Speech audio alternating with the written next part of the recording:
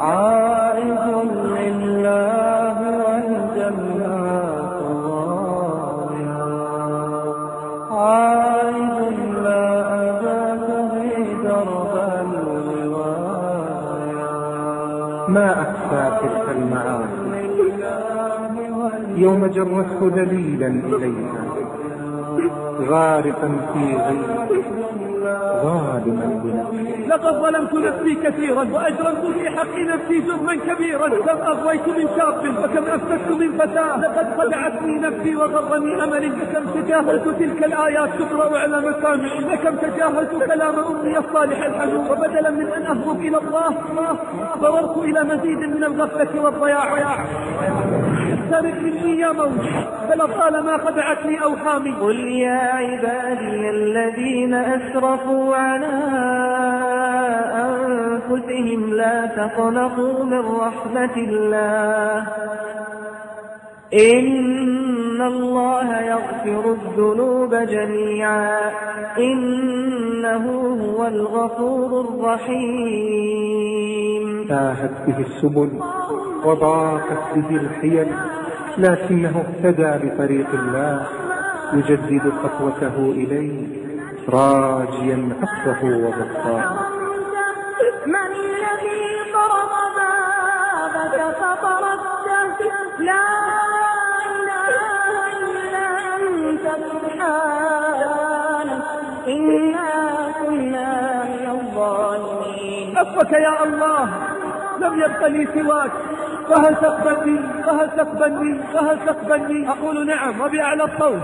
نعم إن تبتم وندمتم ورجعتم. وإني لغفار لمن تاب وآمن وعمل صالحا ثم اهتدى. بل من كرمه ومنه وجوده يبدل السيئات إلى حسنات. عائد يحيا بنور الله قلبي وإلى الرحمن تمضي بي خطايا. بل ويفرح سبحانه بتوبتكم وعودتكم. بل يحب التوابين ويحب المتطهرين. فالباب مفتوح ويداه سبحانه مبسوطتان في الليل والنهار ليتوب مسيء الليل ويتوب مسيء النهار. بل أبشر أيها التائب وابشري أيتها التائبة بهذه الآيات العظيمة التي تستغفر الملائكة فيها للتائبين. قال الله الذين يحملون العرش ومن حوله يسبحون بحمد ربهم ويؤمنون به ويستغفرون للذين آمنوا ربنا وسعت كل شيء رحمة وعلما فاغفر للذين تابوا واتبعوا سبيلك وقهم عذاب الجحيم. توبة صالحة. أبتدي السير إلى الخيرات سعيا في طريق النور ما أحلى البداية. سائر ألقيت كل الذنب عني طاعة المولى أمان ووقاية.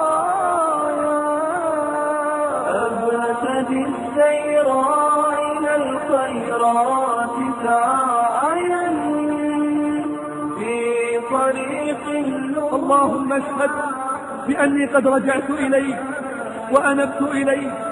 اشهد يا حكيم بأني لن أعصيك أبدا ما بقيت. يا الله ما أجمل التوبة وما أجمل الرجوع إلى الله.